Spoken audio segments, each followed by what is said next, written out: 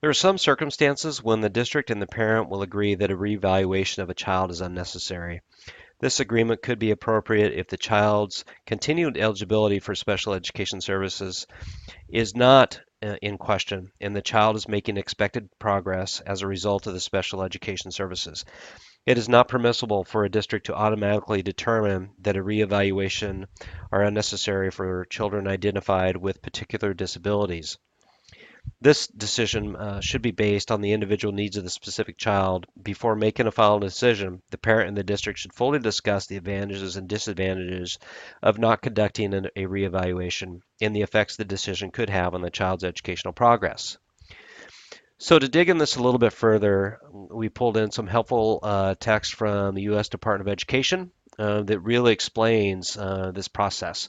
So I'm going to read through this, and then down below we'll actually look at how it intersects with our consent for evaluation form. So the regulations at 34 CFR 300.305 describe the procedures that apply to review existing evaluation data on the child.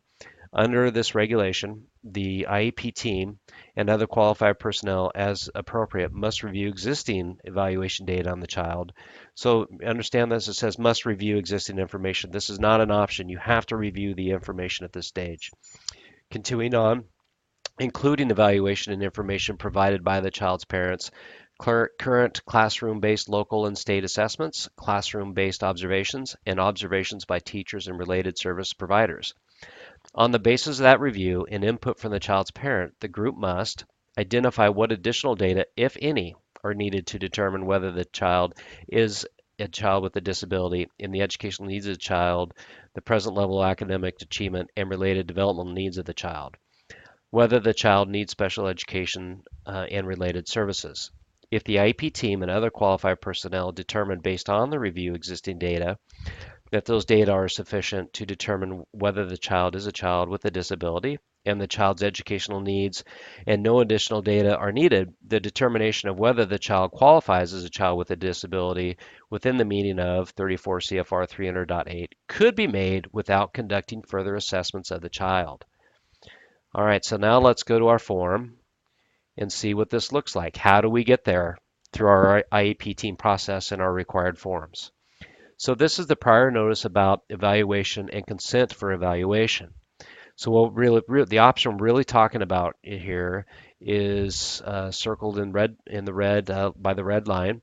So based on the review existing information, no additional evaluation data are needed to determine if your child is or continues to be eligible for special education services or to determine your child's educational needs. You would check that box if you believe you do, if the team believes you do have sufficient existing information. Okay. Down here is where if you disagree, you may request an assessment. So if a parent disagrees with this, they would sign here, request an assessment, and we would provide the assessment. That's the requirement of the regulation. Over here, this is the option that is if you do not believe you have sufficient information, then you need to evaluate. So you're going to check off to evaluate your child or to reevaluate your child. And then you would move forward and fill out this prior written notice as we do with all of the meetings when we're proposing or refusing to change. Okay? So up in here, let's read this. So what is this? The proposal is based off the following evaluation procedures, tests, records, or reports.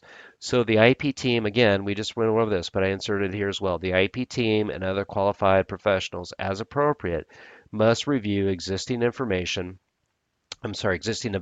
data on the child, including evaluations and information provided by the child's parents, current classroom-based local and state assessments, classroom-based observations, and observations by teachers and related service providers.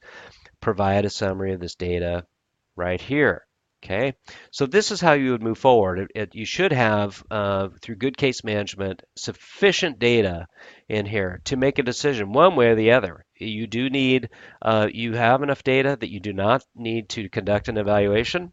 They would be right here. Check this off, and you would move to determine your eligibility. Okay, and then, but if you do need it, if the team does believe they need additional evaluation information, proceed here, move forward with your prior written notice or prior notice of about evaluation and consent for the evaluation, and proceed with the evaluation as the team determines.